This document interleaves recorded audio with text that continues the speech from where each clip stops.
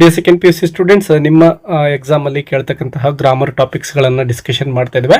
Model question paper 3 ಏನ್ ಬಿಟ್ಟಿದಾರೋ ಅದರಲ್ಲಿ ಕೇಳಿರ್ತಕ್ಕಂತಹ grammar questions ಗಳನ್ನ ಇಲ್ಲಿ ಡಿಸ್ಕಷನ್ ಮಾಡ್ತಾ ಇದ್ವಿ. ಸೊ ಯಾವೆಲ್ಲ ರೂಲ್ಸ್ ಗಳನ್ನ ನೀವು ಫಾಲೋ ಮಾಡಿಬಿಟ್ಟು ಈ ಕ್ವಶನ್ಸ್ ಗಳನ್ನ ಸಾಲ್ವ್ ಮಾಡಬೇಕು ಅಂತೇಳಿ ತಿಳಿಸ್ತಾ ಹೋಗ್ತೇನೆ ವಿದ್ಯಾರ್ಥಿಗಳೇ. ನಿಮ್ಮ ಪರೀಕ್ಷೆಯಲ್ಲೂ ಕೂಡ ಇದೇ ಟಾಪಿಕ್ಸ್ ಗಳು ಬರ್ತವೆ, ನೀವು ಆಲ್ರೆಡಿ ಸ್ಟಡಿ ಮಾಡಿರ್ತೀರಾ. ಸೊ ಇಲ್ಲಿ ನಿಮಗೆ ರಿವಿಷನ್ಗೆ ಅಂತೇಳಿ ಈ ಒಂದು ಪಾಯಿಂಟ್ಸ್ ಗಳನ್ನ ಹೇಳ್ಕೊಡ್ತಾ ಇದ್ದೇನೆ ಈ ವಿಡಿಯೋದಲ್ಲಿ. ಫಸ್ಟ್ ನೋಡಿ, 11th ಕ್ವಶನ್ ಅಲ್ಲಿ ನಿಮಗೆ passive form of the verb ಅನ್ನ ಕೊಟ್ಟಿರ್ತಾರೆ. ನಿಮ್ಗೆ ಅನೇಕ ಸಾರಿ ಹೇಳಿದ್ದೀನಿ ನಾನು. ಪ್ಯಾಸಿವ್ ಫಾರ್ಮ್ ಅಂದ್ರೆ ಯಾವ ಒಂದು ವರ್ಡ್ ಅನ್ನ ಇಲ್ಲಿ ಬ್ರಾಕೆಟ್ ಒಳಗಡೆ ಕೊಟ್ಟಿರ್ತಾರಲ್ವ, ಫಾರ್ ಎಕ್ಸಾಂಪಲ್ ಇಲ್ಲಿ ಫೈಂಡ್ ಕೊಟ್ಟಿರ್ತಾರೆ, ಇಲ್ಲಿ ಡೂ ಇದೆ ಮತ್ತು ಇಲ್ಲಿ ಅಟ್ರಾಕ್ಟ್ ಇದೆ. ಸೊ ಈ ಒಂದು ವರ್ಬ್ ಗಳ V3 ಫಾರ್ಮ್ ನಿಮ್ಗೆ ಗೊತ್ತಿರಬೇಕು. ಅದರ ಜೊತೆಗೆ ಸಬ್ಜೆಕ್ಟ್ ಯಾವ್ದಿರುತ್ತೋ ಸೆಂಟೆನ್ಸ್ ಅಲ್ಲಿ ಆ ಸಬ್ಜೆಕ್ಟ್ ಸಿಂಗ್ಯುಲರ್ ಇದೆನಾ ಅಥವಾ ಪ್ಲೂರಲ್ ಇದೆನಾ ಅಂತಕ್ಕಂಥದ್ದನ್ನ ನೀವು ಗಮನಿಸಬೇಕಾಗುತ್ತೆ. ಅದಕ್ಕೆ ತಕ್ಕ ಹಾಗೆ ನೀವು ಟೆನ್ಸ್ ಅನ್ನ ನೋಡಿಕೊಂಡು ಒಂದು ಹೆಲ್ಪಿಂಗ್ ವರ್ಬ್ ಅನ್ನ ಬಳಸಬೇಕಾಗುತ್ತೆ. ಸೊ ಈ ರೀತಿ ನೀವು ಮಾಡಿದ್ರೆ ನಿಮಗೆ ಇಲ್ಲಿ ಪ್ಯಾಸಿವ್ ವಾಯ್ಸ್ಗೆ ಸಂಬಂಧಪಟ್ಟಂತ 3 ಅಂಕಗಳನ್ನ ಪಡಿಬಹುದು. ಈ ಒಂದು ಎಕ್ಸಾಂಪಲ್ ಅಲ್ಲಿ ನೀವು ನೋಡ್ತಾ ಹೋಗಿ ಯಾವ ರೀತಿ ನಾವು ಆನ್ಸರ್ಸ್ ಗಳನ್ನ ಕಂಡುಹಿಡಿಬೇಕು ಅಂತೇಳಿ. ಮೊದಲನೇದಾಗಿ ನೋಡಿ, Vijay entered A toy shop with his daughter Niharika. Various colourful toys ಅಂತ ಇದೆ, ಗಮನಿಸಿ ವಿದ್ಯಾರ್ಥಿಗಳೇ. ಇಲ್ಲಿ ಸಬ್ಜೆಕ್ಟ್ ಅನ್ನ ಗಮನಿಸಿ. ವೇರಿಯಸ್ ಕಲರ್ಫುಲ್ ಟಾಯ್ಸ್ ಅಂತಕ್ಕಂಥದ್ದು ಪ್ಲೂರಲ್ ಆಗಿದೆ. ಟಾಯ್ಸ್ ಅಂದ್ರೆ ಅನೇಕ ಆಟಿಕೆಗಳು, ಸೊ ಪ್ಲೂರಲ್ ಆಗಿದೆ. ಅದರ ಜೊತೆಗೆ ಈ ಒಂದು ಸೆಂಟೆನ್ಸ್ ಪಾಸ್ಟ್ ಟೆನ್ಸ್ ಅಲ್ಲಿ ಇರ್ತಕ್ಕಂಥದ್ದನ್ನು ಗಮನಿಸಿ. ವಿಜಯ್ ಎಂಟರ್ಡ್ ಅಂತ ಇದೆ ಅಂದ್ರೆ ಈ ಪ್ಯಾರಾಗ್ರಾಫ್ ಪಾಸ್ಟ್ ಟೆನ್ಸ್ ಅಲ್ಲಿ ಇದೆ ಅಂತ ನಮಗೆ ಗೊತ್ತಾಗುತ್ತೆ. ಸೊ ಈಗ ನಾವು ಹೆಲ್ಪಿಂಗ್ ವರ್ಬ್ ಯಾವ್ದನ್ನ ತೆಗೆದುಕೊಳ್ಬೇಕು ಅಂದ್ರೆ ವಾಸ್ ಮತ್ತು ವರ್ಗಳಲ್ಲಿ ನಾವು ಒಂದು ಸೆಲೆಕ್ಟ್ ಮಾಡಬೇಕಾಗುತ್ತೆ. ಸೊ ಪಾಸ್ಟ್ ಟೆನ್ಸ್ ಆಗಿರೋದ್ರಿಂದ. ಸೊ ಇಲ್ಲಿ ವೇರಿಯಸ್ ಕಲರ್ಫುಲ್ ಟಾಯ್ಸ್ ಅಂತ ಇರತಕ್ಕಂಥದ್ದು ಪ್ಲೂರಲ್ ಆಗಿದೆ. ಸೊ ಪ್ಲೂರಲ್ ಇದ್ದಾಗ ನಾವು ವರ್ ಅಂತಕ್ಕಂತಹ ಹೆಲ್ಪಿಂಗ್ ವರ್ಬ್ ಅನ್ನ ತೆಗೆದುಕೊಳ್ತೇವೆ. ಸೊ ಇಲ್ಲಿ ನಾವು ಮೊದಲನೇದಾಗಿ ಫಿಲ್ ಮಾಡಬೇಕಾಗಿರೋದು ವರ್ ಅಂತೇಳಿ. ವೇರಿಯಸ್ ಕಲರ್ಫುಲ್ ಟಾಯ್ಸ್ ವರ್ ಅಂತ ಆಯ್ತು. ಇನ್ನು ಫೈಂಡ್ ಅಂತಕ್ಕಂಥದ್ದು ಏನಿದೆನೋ ಇದರ ಅಂದ್ರೆ ವರ್ಬ್ ಏನಿದೆನೋ ಇದರ ಒಂದು V3 ಫಾರ್ಮ್ ಅನ್ನ ಬರಿಬೇಕಾಗುತ್ತೆ. ಸೊ ಇಲ್ಲಿ ಫೈಂಡ್ ಗೆ ಫೌಂಡ್ ಅಂತಕ್ಕಂಥದ್ದು V3 ಆಗಿರುತ್ತೆ. So colourful toys var found ಅಂತೇಳಿ ಮೊದಲನೇ ಸೆಂಟೆನ್ಸ್ ಸಿಗ್ತಾ ಇದೆ. ಇನ್ನು ಸೆಕೆಂಡ್ ಗಮನಿಸಿ. ಸೆಕೆಂಡ್ ಸೆಂಟೆನ್ಸ್ ಅಲ್ಲಿ ಇಲ್ಲಿ ಹಿ ಅಂತಕ್ಕಂಥದ್ದನ್ನ ಗಮನಿಸಬಹುದು ವಿದ್ಯಾರ್ಥಿಗಳೇ. ಸೊ ಇಲ್ಲಿ ಸಿಂಗ್ಯುಲರ್ ಆಗಿದೆ. ಸಿಂಗ್ಯುಲರ್ ಇರೋದ್ರಿಂದ ನಾವು ಏನ್ ಮಾಡಬೇಕು, ಹೆಲ್ಪಿಂಗ್ ವರ್ಬ್ ಇಲ್ಲಿ ವಾಸ್ ಇದೆ ನೋಡಿ, ವಾಸ್ ಅನ್ನ ತೆಗೆದುಕೊಳ್ತೇವೆ. ಹಿ ವಾಸ್ ಅಂತ ಆಯ್ತು. ಇನ್ನು ಅಟ್ರಾಕ್ಟ್ ಇರ್ತಕ್ಕಂಥದ್ರ V3 ಫಾರ್ಮ್ ಅನ್ನ ಬರಿಬೇಕಾಗುತ್ತೆ. ಅಟ್ರಾಕ್ಟ್ ಇರೋದನ್ನ ನೀವು ಅಟ್ರಾಕ್ಟೆಡ್ ಅಂತೇಳಿ ಬರಿಬೇಕು ವಿದ್ಯಾರ್ಥಿಗಳೇ. ಅಟ್ರಾಕ್ಟೆಡ್. ಇನ್ನು ನೆಕ್ಸ್ಟ್ ದ ಪೇಮೆಂಟ್ ಇದೆ. ಇದು ಕೂಡ ಸಿಂಗ್ಯುಲರ್ ಸಬ್ಜೆಕ್ಟ್ ಆಗಿದೆ ಅಲ್ವಾ. ಸೊ ಇಲ್ಲಿ ದ ಪೇಮೆಂಟ್ ವಾಸ್ ಅಂತ ಹೆಲ್ಪಿಂಗ್ ವರ್ಬ್ ಅನ್ನ ತೆಗೆದುಕೊಳ್ತೇವೆ. ಡೂ ಇರೋದ್ರ V3 ಫಾರ್ಮ್ ಏನಾಗುತ್ತೆ ನೋಡಿ, ಡನ್ ಆಗುತ್ತೆ. The payment was done through UPI mode ಅಂತೇಳಿ. ಸೊ ಈ ರೀತಿ ನೀವೇನ್ ಮಾಡಬೇಕು, ಸಬ್ಜೆಕ್ಟ್ ಅನ್ನ ಗಮನಿಸಿ ಮತ್ತು ಕೊಟ್ಟಿರತಕ್ಕಂತಹ ಪ್ಯಾರಾಗ್ರಾಫ್ ಪ್ರೆಸೆಂಟ್ ಇದೆನಾ ಅಥವಾ ಪಾಸ್ಟ್ ಇದೆನಾ ಅಂತ ಗಮನಿಸಿಬಿಟ್ಟು ವಾಸ್ ಅಥವಾ ವರ್ಗಳಲ್ಲಿ ನಿಮ್ಮ ಒಂದು ಸಬ್ಜೆಕ್ಟ್ ಆಧಾರದ ಮೇಲೆ ಒಂದು ಹೆಲ್ಪಿಂಗ್ ವರ್ಬ್ ಅನ್ನ ತೆಗೆದುಕೊಳ್ಳಿ ಮತ್ತು ಕೊಟ್ಟಿರೋ ವರ್ಬ್ ಏನಿರುತ್ತೋ ಬ್ರಾಕೆಟ್ ಒಳಗಡೆ ಅದರ V3 ಫಾರ್ಮ್ ಅನ್ನ ಬರೆಯೋದನ್ನ ಮರಿಬೇಡಿ ವಿದ್ಯಾರ್ಥಿಗಳೇ. ಇನ್ನು 12th ಕ್ವಶನ್ ನೋಡಿ, ಅಪ್ರೋಪ್ರಿಯೇಟ್ ಎಕ್ಸ್ಪ್ರೆಷನ್ಸ್ ಅಂತಕ್ಕಂಥದ್ದು. ಇಲ್ಲಿ ಕೊಟ್ಟಿರ್ತಕ್ಕಂತಹ ಕ್ವಶನ್ಸ್ಗೆ ಯಾವ ರೀತಿ ಉತ್ತರ ನೋಡಿ. Cycling has a dash Pudukkottai. It has become a moment. It was the dash of Sheela Rani Chunkath who was the former district collector ಅಂತ ಕೊಟ್ಟಿದ್ದಾರೆ. ಸೊ 2 ಮಾರ್ಕ್ಸ್ಗೆ ಕೇಳಿದ್ರೆ. ಸೊ ಇಲ್ಲಿ ಬ್ರಾಕೆಟ್ ಅಲ್ಲಿ ಕೊಟ್ಟಿರ್ತಕ್ಕಂತಹ 3 ವರ್ಡ್ಸ್ ಗಳಲ್ಲಿ ಸರಿಯಾಗಿರೋದನ್ನ ನಾವು ಫಿಲ್ ಮಾಡಬೇಕಾಗುತ್ತೆ. ಮೊದಲನೇದಾಗಿ ನೋಡಿ, ಸೈಕ್ಲಿಂಗ್ ಹ್ಯಾಸ್ ಅಂತ ಇದೆ ಅಲ್ವಾ, ಇಲ್ಲಿ ಸ್ವೆಪ್ಟ್ ಅಕ್ರಾಸ್ ಅಂತ ಬರುತ್ತೆ. ಯಾಕೆ ಸ್ವೆಪ್ಟ್ ಅಕ್ರಾಸ್ ಅಂದ್ರೆ ಇದರ ಮೀನಿಂಗ್ ಏನಪ್ಪಾ ಅಂದ್ರೆ ಸ್ವೆಪ್ಟ್ ಅಕ್ರಾಸ್. ಸೊ ಮೀನಿಂಗ್ ಎಲ್ಲ ಕಡೆ ಜನಪ್ರಿಯ ಆಗ್ತಕ್ಕಂಥದ್ದು ಅಥವಾ ಹರಡತಕ್ಕಂಥದ್ದು ಅಂತ ಬರುತ್ತೆ. So cycling has swept across Pudukkottai, ಅಲ್ಲೆಲ್ಲ ತುಂಬಾ ಜನಪ್ರಿಯ ಆಗಿತ್ತು, ಎಲ್ಲ ಜನ ಅದನ್ನ ನೆಚ್ಕೊಂಡಿದ್ರು ಅಂತೇಳಿ ಬರುತ್ತೆ. It has become a moment. It was the dash ಅಂತ ಇದೆ ನೋಡಿ, ಇಲ್ಲಿ ಬ್ರೈನ್ ಚೈಲ್ಡ್ ಅಂದ್ರೆ ಐಡಿಯಾ ಅಂತ ಬರುತ್ತೆ ವಿದ್ಯಾರ್ಥಿಗಳೇ. ಬ್ರೈನ್ ಚೈಲ್ಡ್, ಇದು ಒಂದು ಬ್ರೈನ್ ಚೈಲ್ಡ್ ಆಗಿತ್ತು ಅಂದ್ರೆ ಒಂದು ಐಡಿಯಾ ಆಗಿತ್ತು. ಯಾರ್ದಪ್ಪ ಅಂದ್ರೆ ಶೀಲಾ ರಾಣಿ ಚುಂಕತ್ ಅವರ ಒಂದು ಐಡಿಯಾ ಇದಾಗಿತ್ತು ಅಂತಕ್ಕಂಥದ್ದು ಮೀನಿಂಗ್ ಆಗುತ್ತೆ. ಇನ್ನು ಕ್ವಶನ್ ನಂಬರ್ 13 ವಿದ್ಯಾರ್ಥಿಗಳೇ, ಯಾರು ಕೂಡ ಮಿಸ್ ಮಾಡಕ್ ಹೋಗ್ಬಿಡಿ. ಈ ಪ್ರನೌನ್ ಅಂತಕ್ಕಂತಹದ್ದು ತುಂಬಾನೇ ಸುಲಭ ಆಗಿರ್ತಕ್ಕಂಥದ್ದು. ಆ ಪ್ರನೌನ್ಗಳನ್ನ ಯಾವ ನೌನ್ ಅನ್ನ ಕುರಿತು ಬಳಸಿದ್ದಾರೆ ಅಂತಕ್ಕಂಥದ್ದು ನೀವು ಕಂಡುಹಿಡಬೇಕಾಗುತ್ತೆ. 5 ಅಂಕಗಳು ಎಲ್ಲರೂ ಕೂಡ ಗಳಿಸಬಹುದು ಇಲ್ಲಿ. ಸೊ ಈ ಪ್ಯಾರಾಗ್ರಾಫ್ ಅನ್ನು ನೋಡಿ. ಇಲ್ಲಿ ಏನ್ ಮಾಡ್ಬೇಕು ಅಂದ್ರೆ ನೀವು ಪ್ರನೌನ್ ಇಲ್ಲಿ ಏನು ನೋಡಿ ಬೋಲ್ಡ್ ಲೆಟರ್ ಕೊಟ್ಟಿದ್ದಾರಲ್ವಾ, ಈ ಎಲ್ಲ ಪದಗಳ ಹಿಂದೆನೆ ಅದರ ಒಂದು ನೌನ್ ಸಿಗ್ತಾ ಇರುತ್ತೆ. ಇಲ್ಲಿ ನೌನ್ಸ್ ಏನಿದಾವಲ್ವಾ ಈ ಒಂದು ಪ್ರನೌನ್ಗಳ ಹಿಂದೆನೆ ನಿಮಗೆ ಸಿಗ್ತಾ ಇರ್ತವೆ. ಸೊ ಅದನ್ನ ಸರಿಯಾಗಿ ಗಮನಿಸಬೇಕಾಗುತ್ತೆ, ಯಾರನ್ನ ಕುರಿತು ಈ ಪ್ರನೌನ್ಗಳನ್ನ ಬಳಸಿದ್ದಾರೆ. ಪ್ರನೌನ್ ಅಂದ್ರೆ ನಾಮಪದದ ಬದಲಾಗಿ ಬಳಸ್ತಕ್ಕಂತಹ ಪದ ಅಂತಕ್ಕಂಥದ್ದು ನಿಮಗೆ ಗೊತ್ತಿರಲಿ. ಸೊ ಇಲ್ಲಿ ಫಸ್ಟ್ ನೋಡಿ, Anne Frank and her family members moved in to a secret hiding place. So Anne Frank ಮತ್ತು ಅವಳ ಒಂದು ಫ್ಯಾಮಿಲಿ ಮೆಂಬರ್ಸ್ ಏನ್ ಮಾಡ್ತಾ ಇದ್ದಾರೆ, ಒಂದು ಸೀಕ್ರೆಟ್ ಹೈಡಿಂಗ್ ಪ್ಲೇಸ್ಗೆ ಹೋಗ್ತಾ ಇದ್ದಾರೆ. ದೇ ಅಂತ ಇದೆ ನೋಡಿ. ದೇ ಅಂದ್ರೆ ಆನ್ ಫ್ರಾಂಕ್ ಮತ್ತು ಅವಳ ಒಂದು ಫ್ಯಾಮಿಲಿ ಆಗಿರುತ್ತೆ, ಟೋಟಲ್ ಎಲ್ಲರೂ ಸೇರಿ. ಸೊ ಇಲ್ಲಿ ನಿಮಗೆ ಮೊದಲನೇದಾಗಿ ಕೊಟ್ಟಿರ್ತಕ್ಕಂಥದ್ದನ್ನು ನೋಡಿ, ದೇ ಅಂತ ಪ್ರೊನೌನ್ ಕೊಟ್ಟಿದ್ದಾರೆ. ಇದಕ್ಕೆ ಮ್ಯಾಚ್ ಮಾಡಬೇಕಾಗಿರೋದು Anne Frank and her family ಅಂತ ಯಾವ್ದಿದೆ ನೋಡ್ಕೊಳ್ಳಿ. ಆನ್ ಫ್ರಾಂಕ್ಸ್ ಫ್ಯಾಮಿಲಿ ಮೆಂಬರ್ಸ್ ಅಂತಕ್ಕಂಥದ್ದು ಇಲ್ಲಿದೆ ನೋಡಿ, ಇದೇ ಆನ್ಸರ್ ಆಗಿರುತ್ತೆ ವಿದ್ಯಾರ್ಥಿಗಳೇ. ಸೊ ಈ ರೀತಿ ನೀವು ಮ್ಯಾಚ್ ಮಾಡಬೇಕಾಗುತ್ತೆ. ಇನ್ನು ಸೆಕೆಂಡ್ ನೋಡಿ, they were force to stay there for 2 years. ಅಲ್ಲಿ ಅವರು 2 ವರ್ಷಗಳ ಕಾಲ ಅಲ್ಲೇ ಇರೋ ಹಾಗೆ ಫೋರ್ಸ್ ಮಾಡಿದ್ರು ಅಂತೇಳಿ ಶಿ ಅಂತ ಇದೆ ನೋಡಿ. ಶಿ ಅವಳು ಅಂದ್ರೆ ಯಾರು, ಇಲ್ಲಿ ನಾವು ಯಾರ ಬಗ್ಗೆ ಚರ್ಚೆ ಮಾಡ್ತಾ ಇದ್ದೇವೆ, ಆನ್ ಫ್ರಾಂಕ್ ಅಲ್ವಾ. ಸೊ ಇಲ್ಲಿ ಶಿ ಅಂದ್ರೆ ಬೇರೆ ಯಾರು ಅಲ್ಲ, ಆನ್ ಫ್ರಾಂಕ್ ಆಗಿರ್ತಾಳೆ. ಸೊ ಇಲ್ಲಿ ನೋಡಿ ಆನ್ ಫ್ರಾಂಕ್ ಅಂತಕ್ಕಂಥದ್ದನ್ನ ತೆಗೆದುಕೊಳ್ತೇವೆ. ಆನ್ ಫ್ರಾಂಕ್ಸ್ ಅಂತ ಇಲ್ಲಿ ನೆಕ್ಸ್ಟ್ ಇರ್ತಕ್ಕಂಥದ್ದನ್ನ ನೀವು ತೆಗೆದುಕೊಳ್ಬಾರ್ದು, ಯಾಕೆಂದ್ರೆ ಇಲ್ಲಿ ಅಪಾಸ್ಟ್ರಫಿ ಎಸ್ ಇದೆ ನೋಡಿ. ಆನ್ ಫ್ರಾಂಕ್ಳ ಅಂತ ಬರುತ್ತೆ ಅದರ ಮೀನಿಂಗ್, ಅದು ನೆಕ್ಸ್ಟ್ ಗೊತ್ತಾಗುತ್ತೆ ನಿಮಗೆ. ನೆಕ್ಸ್ಟ್ ಗಮನಿಸಿ, she recorded all the incidents in a dairy which ಅಂತ ಇದೆ ನೋಡಿ. ಸೊ ವಿಚ್ ಅಂತಕ್ಕಂತಹ ಈ ಪ್ರೊನೌನ್ ಅನ್ನ ಡೈರಿಗೆ ಬಳಸಿದ್ದಾರೆ. ಸೊ ಇಲ್ಲಿ ವಿಚ್ಗೆ ಡೈರಿಯನ್ನು ಹುಡುಕಿ, ಫಸ್ಟ್ ಒನ್ ಇದೆ ನೋಡಿ ಡೈರಿ, ಇದು ಆನ್ಸರ್ ಆಗುತ್ತೆ. She named Kitty. ಸೊ ಆ ಒಂದು ಡೈರಿಗೆ ಕಿಟ್ಟಿ ಅಂತೇಳಿ ಅವಳು ಹೆಸರಿಡ್ತಾಳೆ. This was handed over to her father. ಅವಳ ನೋಡಿ, ಅವಳ ಅನ್ಲಿಕ್ಕೆ ಆನ್ ಫ್ರಾಂಕ್ಸ್ ಅಂತ ಬರಬೇಕು. ಸೊ ಇಲ್ಲಿ ಹರ್ ಏನು ಕೊಟ್ಟಿರ್ತಾರೆ ಪ್ರೊನೌನ್ ಆನ್ ಫ್ರಾಂಕ್ಸ್ ನೋಡಿ. ಇಲ್ಲಿ ಆನ್ ಫ್ರಾಂಕ್ ಮತ್ತು ಆನ್ ಫ್ರಾಂಕ್ಸ್ ಇದೆ, ಸರಿಯಾಗಿ ನೀವು ಅಪಾಸ್ಟ್ರಫಿ ಇರೋದನ್ನ ಇಲ್ಲೇ ತೆಗೆದುಕೊಳ್ಬೇಕು. ಪೊಸಿಷನ್ ಅನ್ನ ತೋರಿಸ್ತಾ ಇದೆ. After Har death in the concentration camp he in turn published it as A book ಅಂತದ್ದು. ಹಿ ಅಂದ್ರೆ ಯಾರನ್ನ ಕುರಿತು ಬಳಸಿರ್ತಕ್ಕಂಥದ್ದು, ಆನ್ ಫ್ರಾಂಕ್ಳ ಫಾದರ್ನ. ಸೊ ಇಲ್ಲಿ ಹಿ ಅಂದ್ರೆ ಫಾದರ್ ಅಂತೇಳಿ ನೀವು ಮ್ಯಾಚ್ ಮಾಡಿ ಬರೀಬೇಕು ವಿದ್ಯಾರ್ಥಿಗಳೇ. ಸೊ ಈ ರೀತಿ ನೀವು ಮಿಸ್ ಮಾಡದ ಹಾಗೆ ಈ ಒಂದು ಪ್ರೊನೌನ್ಗಳನ್ನು ಜೋಡಿಸಿ ವಿದ್ಯಾರ್ಥಿಗಳೇ. ಇನ್ನು ನೆಕ್ಸ್ಟ್ ಈ ಎಲ್ಲ ಅಂಕದ ಪ್ರಶ್ನೆಗಳನ್ನು 2 ಅಂಕ 3 ಅಂಕದ ಪ್ರಶ್ನೆಗಳನ್ನೆಲ್ಲ ಪ್ರಾಕ್ಟೀಸ್ ಮಾಡ್ಕೊಳ್ಳಿ. ಕೆಲವೊಂದಿಷ್ಟು ಪ್ರಶ್ನೆಗಳಿಗೆ ಉತ್ತರಗಳನ್ನು ಕೂಡ ಸಾಲ್ವ್ ಮಾಡಿ ಕೊಟ್ಟಿದ್ದೇನೆ.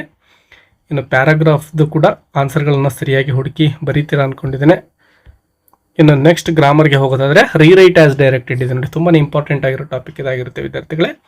ಸೊ ಇವುಗಳನ್ನು ಯಾವ ರೀತಿ ಸಾಲ್ವ್ ಮಾಡೋದು ಅಂತ ನೋಡ್ತಾ ಹೋಗೋಣ. ಈಗ ಮೊದಲನೇದಾಗಿ ನೋಡಿ, Nisha is use to come to college dash bus ಅಂತ ಇದೆ. ಅಂದ್ರೆ ನಿಶಾ ಏನ್ ಮಾಡ್ತಾ ಇದ್ದಾಳೆ, ಕಾಲೇಜ್ಗೆ ಬಸ್ ಮೂಲಕ ಬರ್ತಾ ಇದ್ದಾಳೆ. ಸೊ ಈ ರೀತಿ ಯಾವುದೇ ಒಂದು ಟ್ರಾನ್ಸ್ಪೋರ್ಟ್ ಮೋಡ್ ಅಲ್ಲಿ ಬರ್ತಾ ಇದ್ದಾರೆ ಅಂದ್ರೆ ಯಾವುದೋ ಒಂದು ವೆಹಿಕಲ್ ಅಲ್ಲಿ ಬರ್ತಾ ಇರ್ತಾರಲ್ವಾ, ಬಸ್ ಇರ್ಬೋದು, ಕಾರ್ ಇರ್ಬೋದು, ಟ್ರೈನ್ ಇರ್ಬೋದು. ಸೊ ಈ ರೀತಿಯ ಪದಗಳು ಬಂದಾಗ ಬೈ ಅಂತಕ್ಕಂತಹ ಪ್ರಿಪೋಸಿಷನ್ ಅನ್ನ ನೀವು ಯೂಸ್ ಮಾಡಬೇಕು ವಿದ್ಯಾರ್ಥಿಗಳೇ.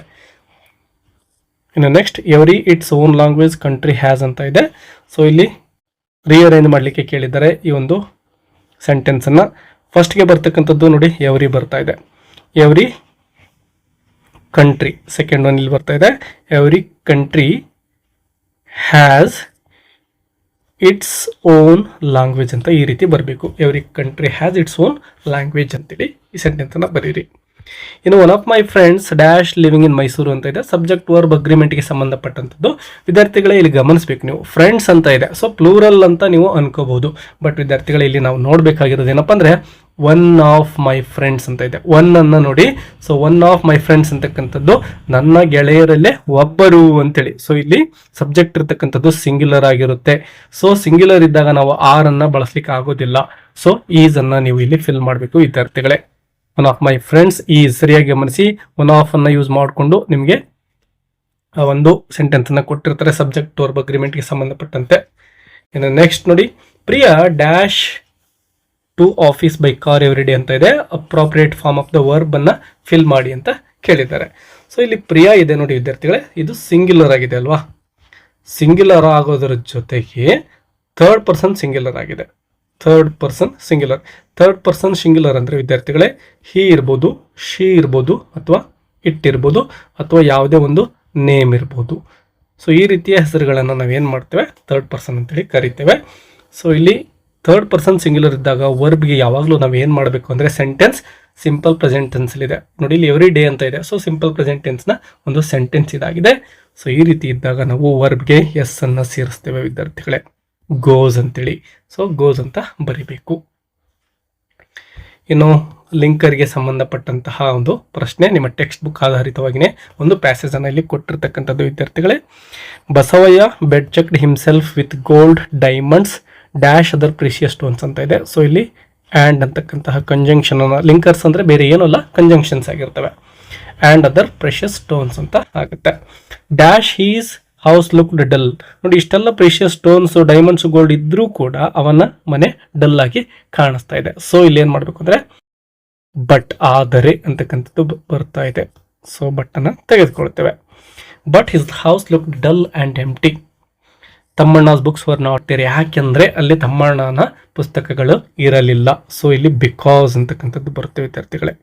ಏಕೆಂದರೆ because Tammanna's books were not there. Dash he started inviting scholars ಅಂತ ಇದೆ. ಸೊ ಇಲ್ಲಿ ದೇರ್ ಫೋರ್ ಅಂತಕ್ಕಂಥದ್ದು ಸರಿಯಾಗುತ್ತೆ. ಹಾಗಾಗಿ ಅವನೇನು ಮಾಡ್ತಾನೆ, ಅನೇಕ ಸ್ಕಾಲರ್ಸನ್ನು, ಪೋಯಿಟ್ಸನ್ನು ತನ್ನ ಒಂದು ಮನೆಗೆ ಕರೆಸ್ತಾನೆ ಅಂತಕ್ಕಂಥದ್ದು ಬರ್ತಾ ಇದೆ. ಇನ್ನು ಮತ್ತೊಂದು ಪ್ರಶ್ನೆ ರೀರೈಟ್ ಆಸ್ ಡೈರೆಕ್ಟೆಡ್ ಇದೆ. ಸೊ ಇಲ್ಲಿ ಏನು ಮಾಡೋದು, ಕ್ವಶನ್ ಟ್ಯಾಗ್ ಅನ್ನ ಫಿಲ್ ಮಾಡಿ ಅಂತ ಕೇಳಿದ್ದಾರೆ. ಸೊ ಕ್ವಶನ್ ಟ್ಯಾಗ್ ಅನ್ನ ಯಾವ ರೀತಿ ಫಿಲ್ ಮಾಡೋದು ನೋಡಿ. I do not know what to do ಅಂತ ಇದೆ ವಿದ್ಯಾರ್ಥಿಗಳು. ನೋಡಿ, ಇಲ್ಲಿ ನಾಟ್ ಇದೆ ಅಂದರೆ ಈ ಸೆಂಟೆನ್ಸ್ ನೆಗೆಟಿವ್ ಆಗಿದೆ. ಸೊ ನಾವೇನು ಮಾಡಬೇಕು ಅಂದರೆ ಪಾಸಿಟಿವ್ ಕ್ವಶನ್ ಟ್ಯಾಗ್ ಅನ್ನ ರಚನೆ ಮಾಡಬೇಕಾಗಿದೆ. ಸೊ ಹೆಲ್ಪಿಂಗ್ ವರ್ಬ್ ಆಲ್ರೆಡಿ ಅಲ್ಲೇ ಇದೆ, ಡೂ ಅಂತ ಇದೆ ನೋಡಿ, ಅದನ್ನೇ ತೆಗೆದುಕೊಳ್ತೇವೆ ಡೂ ಅಂತೇಳಿ. ಮತ್ತು ಸಬ್ಜೆಕ್ಟನ್ನು ಗಮನಿಸಿ, ಐ ಅಂತ ಇದೆ ಅಲ್ವಾ. ಸೊ ಡೂ ಆದಮೇಲೆ ಐ ಅಂತೇಳಿ ಬರಿತೇವೆ ಮತ್ತು ಕ್ವಶನ್ ಮಾರ್ಕ್ ಆಲ್ರೆಡಿ ಕೊಟ್ಟಿದ್ದಾರೆ. ಸೊ ಡೂ ಐ ಅಂತ ಬರೀಬೇಕು. ಒಂದು ವೇಳೆ I know what to do ಅಂತ ಇತ್ತು ಅಂದ್ಕೊಳ್ಳಿ, ಸರಿಯಾಗಿ ಗಮನಿಸಿ ವಿದ್ಯಾರ್ಥಿಗಳು, ಇದನ್ನು ಯಾವ ರೀತಿ ಏನಾದರೂ ಕೊಡಬಹುದು ನಿಮ್ಮ ಪರೀಕ್ಷೆಯಲ್ಲಿ. ಇದೇ ಸೆಂಟೆನ್ಸನ್ನೇ ಒಂದು ವೇಳೆ I know what to do ಅಂತ ಕೊಟ್ಟಿದ್ರು ಅಂದ್ಕೊಳ್ಳಿ, ಆಗ ನೋ ಅಂತಕ್ಕಂಥದ್ದು ವರ್ಬನ್ನು ನೋಡಿಕೊಂಡು ನಾವು ಹೆಲ್ಪಿಂಗ್ ವರ್ಬನ್ನು ತೆಗೆದುಕೊಳ್ಬೇಕಾಗುತ್ತೆ.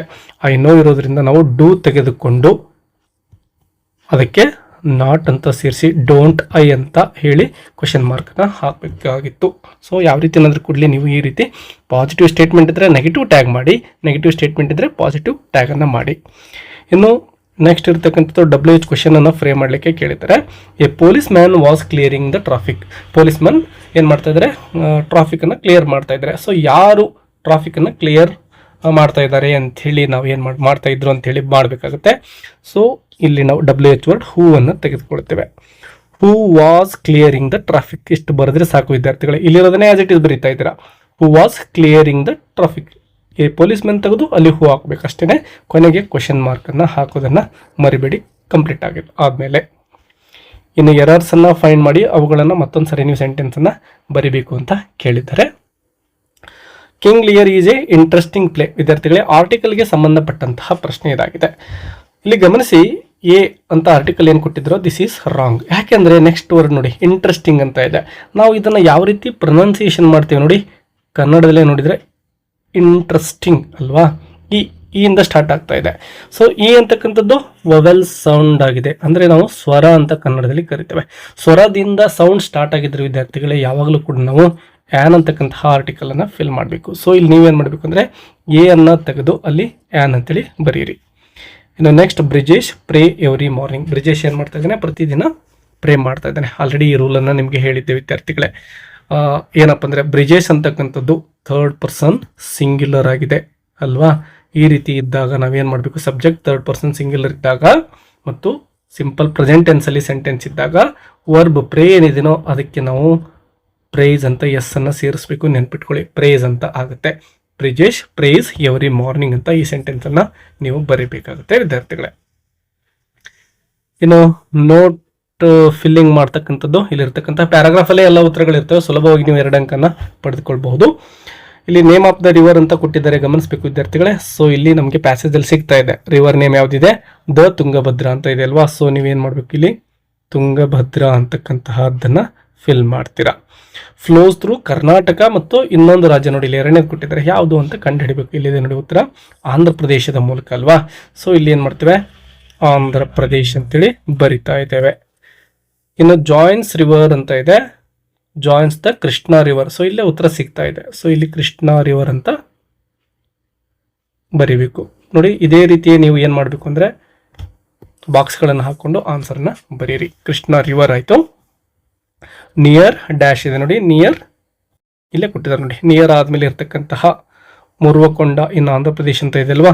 ಸೊ ನೀವು ಇಲ್ಲಿ ಮುರುವಕೊಂಡ ಇನ್ ಆಂಧ್ರ ಪ್ರದೇಶ್ ಅಂತ ಬರೀಬೇಕು ವಿದ್ಯಾರ್ಥಿಗಳೇ. So you will get 2 marks here also. ಇನ್ನು ನೆಕ್ಸ್ಟ್ ಇರ್ತಕ್ಕಂಥದ್ದು ರಿಪೋರ್ಟ್ ದ ಫಾಲೋಯಿಂಗ್ ಕಾನ್ವರ್ಜೇಷನ್ ಅಂತ ಇದೆ. ಸೊ ಇಲ್ಲಿ ರಿಪೋರ್ಟೆಡ್ ಸ್ಪೀಚನ್ನು 5 ಅಂಕಗಳಿಗೆ ಕೇಳ್ತಕ್ಕಂತಹ ಪ್ರಶ್ನೆ ವಿದ್ಯಾರ್ಥಿಗಳೇ, ಮತ್ತು ನೆಕ್ಸ್ಟ್ ಇರ್ತಕ್ಕಂಥದ್ದು ಡೈಲಾಗ್ ರೈಟಿಂಗ್. ಇವುಗಳ ಆನ್ಸರ್ ಕೂಡ ಬೇಕು ಅಂದರೆ ರಿಪೋರ್ಟೆಡ್ ಸ್ಪೀಚ್ ಆನ್ಸರ್ ಅಂತೇಳಿ ಕಮೆಂಟ್ ಮೂಲಕ ತಿಳಿಸಿದರೆ ವಿದ್ಯಾರ್ಥಿಗಳೇ, ನೆಕ್ಸ್ಟ್ ವಿಡಿಯೋದಲ್ಲಿ ಇದರ ಒಂದು ಆನ್ಸರ್ನು ಕೂಡ ಡೀಟೇಲ್ ಆಗಿ ಎಕ್ಸ್ಪ್ಲೇನ್ ಮಾಡ್ತಾ ನಿಮಗೆ ಅಪ್ಲೋಡ್ ಮಾಡಿಕೊಡ್ತೇನೆ. ವಿಡಿಯೋಗೆ ಒಂದು ಲೈಕ್ ಕೊಡೋದನ್ನು ಮರಿಬೇಡಿ, ಹಾಗೆಯೇ ಚಾನಲನ್ನು ಸಬ್ಸ್ಕ್ರೈಬ್ ಮಾಡ್ಕೊಳ್ಳಿ. ಮತ್ತು ಯಾವುದಾದ್ರೂ ನಿಮಗೆ ಲೆಸನ್ ಬೇಕು ಅಂದರೆ ಕಮೆಂಟ್ ಮೂಲಕ ತಿಳಿಸಬಹುದು ವಿದ್ಯಾರ್ಥಿಗಳೇ. Take care and all the best for your exams.